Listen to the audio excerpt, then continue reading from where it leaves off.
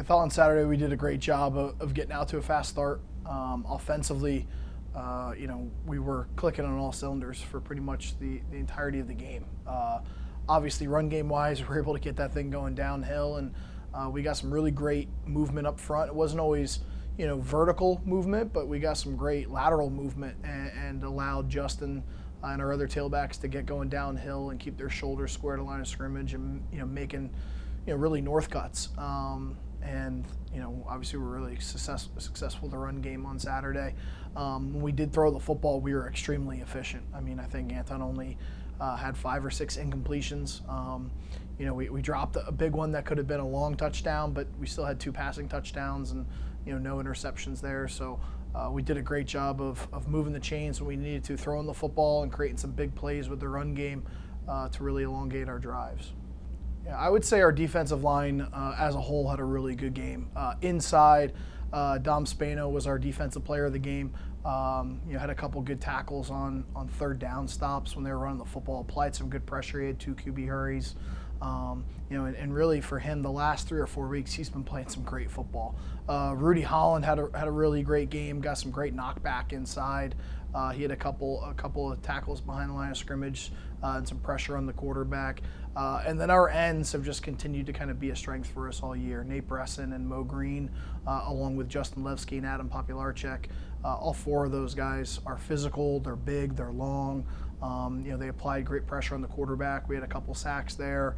Nate had a forced fumble that Mo Green recovered. So they're really feeding well off each other, and they're applying some pressure and then making it easier on the guys on the second and third level. When you lose somebody as talented as Brian Kearns or any established starter, really, at the end of the day in college football, you're only going to be as good as your depth. So hats off to our coaches for doing a great job of recruiting.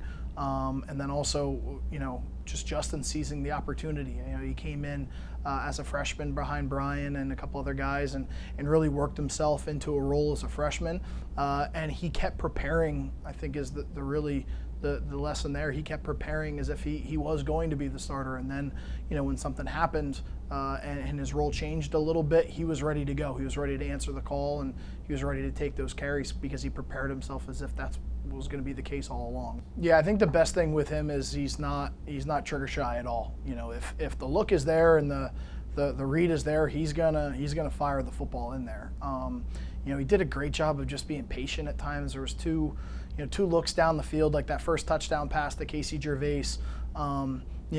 We're expecting rotation, and the safety didn't rotate over as far. So, in talking to Coach Moody, like, we're trying to rip that ball right out of the break, but the safety didn't rotate as far over, so Anton knew he could be a little bit more patient. He let Casey get out of the break a little bit farther so he could, put it on him in the end zone. His eyes are starting on the other side of the field. He's going through his progression. He gets back to Zach, who runs a great route and keeps it high up the seam, and he puts one on the money, and Zach, takes it into the end zone. So it's great to see him going through his progression, him delivering the ball on time, which helps our O-line out, and then him, making some great throws and allowing our receivers to do something with it after the catch. Yeah, it's going to be a great game this Saturday. Pace is a really talented football team. They've got one of the best quarterbacks in our league. He's a dynamic athlete, can throw the ball really well.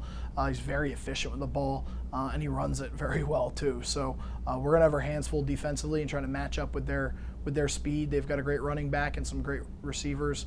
And then obviously, the guy with the ball in his hands is, like I said, one of the best in the league. Defensively, they're going to challenge us. They're going to play a lot of man coverage. They're going to give us some funky looks in the box in terms of how we're going to, try to run the football. And they're very, very dynamic on special teams. They give you a ton of different looks, 2 punter looks and different formations, and they're not afraid to fake a punt or try an onside kick. So we got to be on our toes at all times.